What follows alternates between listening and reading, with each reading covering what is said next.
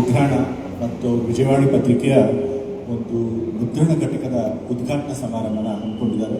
ಈ ಒಂದು ಕಾರ್ಯಕ್ರಮಕ್ಕೆ ಬಂದಿರುವಂತಹ ನಮ್ಮ ಮೈಸೂರು ಲೋಕಸಭಾ ಕ್ಷೇತ್ರದ ಸಂಸದರಾದಂತಹ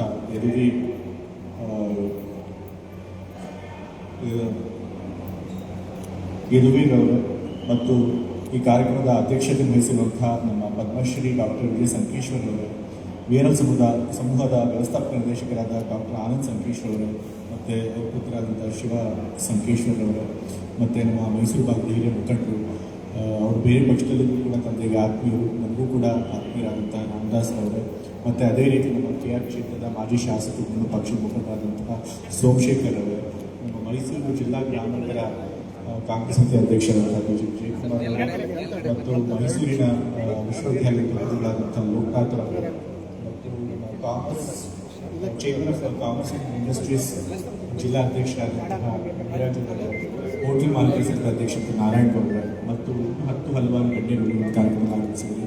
ಮತ್ತು ಅದ್ರ ಜೊತೆಗೆ VRL ಸಂಸ್ಥೆಯಲ್ಲಿ ಕೆಲಸ ಮಾಡ್ತಿರುವಂತಹ ಎಲ್ಲ ಅಧಿಕಾರಿಗಳು ಮತ್ತು ಒಂದು ಕಾರ್ಯಕ್ರಮ ಬೇರೆ ಅತಿಥಿ ಗಣ್ಯ ಮಾಡಿದ್ರು ಎಲ್ಲರಿಗೂ ನಮಸ್ಕಾರಗಳನ್ನು ತಿಳಿಸ್ತಾ ಇದ್ದೇನೆ. ಈಗಾಗಲೇ ಹೇಳಿದ್ದಾರೆ, ಇವತ್ತು VRL ಸಂಸ್ಥೆ ಮತ್ತು ಈ ಕಡೆ ಬಂದಂತಹ ನಮ್ಮ KR ಶಾಸಕರಾದಂಥ ರವಿಶಂಕರ್ ಅವರು ಈಗಾಗಲೇ ಹೇಳಿದಾಗೆ VRL ಸಂಸ್ಥೆಯವರು ಅವರು ಒಂದು ಹೊಸ ಗೋಡೌನನ್ನು ಮತ್ತು ಒಂದು ಮುದ್ರಣ ಘಟಕನ ಪ್ರಿಂಟಿಂಗ್ ಯೂನಿಟನ್ನು ಉದ್ಘಾಟನೆ ಮಾಡ್ತಾ ಇದ್ದಾರೆ. ಈಗಾಗಲೇ ವಿಜಯ್ ಸಂಕೇಶ್ವರ್ ಕೂಡ ಮಾತನಾಡ್ತಾ ಹೇಳಿದ್ರು, ಆನಂದ್ ಸಂಕೇಶ್ವರ್ ಕೂಡ ಮಾತನಾಡ್ತಾ ಹೇಳಿದ್ರು ಅವ್ರ ಕಂಪ್ನಿ ಬೆಳೆದು ಬಂದ ಹಾದಿ ಹೇಗೆ ಅಂತ ಹೇಳಿ.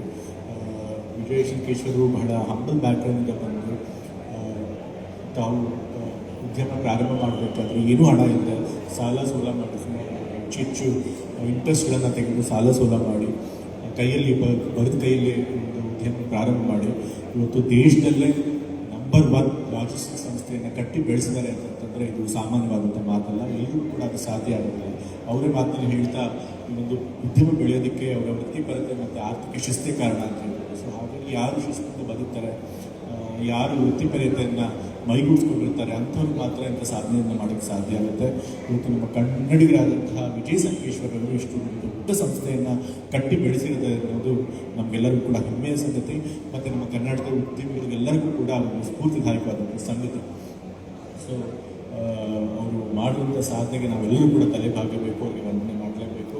ಮತ್ತು ಅದೇ ರೀತಿ ಅವ್ರು ಮಾತನಾಡ್ತಾ ಹೇಳಿದ್ರು, ವಿಜಯ ಕರ್ನಾಟಕ ಪತ್ರಿಕೆಯನ್ನು ಕೂಡ ಅವರು ಸ್ಥಾಪನೆ ಮಾಡಿದ್ರು, ಪ್ರಾರಂಭ ಮಾಡಿದ್ರು. ಅದು ಕೂಡ ನಂಬರ್ 1 ಪತ್ರಿಕೆ ಇತ್ತು ರಾಜ್ಯದಲ್ಲಿ. ಆದರೆ ಈಗ ಅದು ಟೈಮ್ಸ್ ಗ್ರೂಪ್ನವರು ಅದನ್ನು ಕೊಂಡ್ಕೊಂಡಿದ್ದಾರೆ. ಅವ್ರು ಕೊಂಡ್ಕೊಂಡ್ಮೇಲೆ ಮತ್ತೆ ವಿಜಯವಾಣಿ ಪತ್ರಿಕೆಯನ್ನು ಕೂಡ ಪ್ರಾರಂಭ ಮಾಡಿದ್ರು. ವಿಜಯವಾಣಿ ಪತ್ರಿಕೆ ಪ್ರಾರಂಭವಾಗಿ 12 ವರ್ಷಗಳಾಗಿದೆ. ಅದು ಕೂಡ ಇವತ್ತು ಕರ್ನಾಟಕ ರಾಜ್ಯದ ಪ್ರಮುಖವಾದಂತಹ ದಿನಪತ್ರಿಕೆಗಳಲ್ಲಿ ಅದು ಕೂಡ ಒಂದಾಗಿದೆ.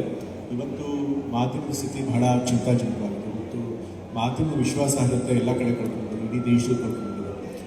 ಬರೀ ದೇಶದಲ್ಲ, ಜಾಗತಿಕ ಮಟ್ಟದಲ್ಲಿ ಕೂಡ ಎಷ್ಟೊಂದು ಕಡೆ ಅದು ದೊಡ್ಡ ಪ್ರಜಾಪ್ರಭುತ್ವವಾಗಿರುವಂಥ ದೇಶಗಳಲ್ಲೇ, ಅಮೆರಿಕ ಅಂತ ದೇಶಗಳಲ್ಲೇ ಮಾಧ್ಯಮದ ವಿಶ್ವಾಸಾರ್ಹತೆ ಕಮ್ಮಿ ಆಗೋಗ್ತದೆ.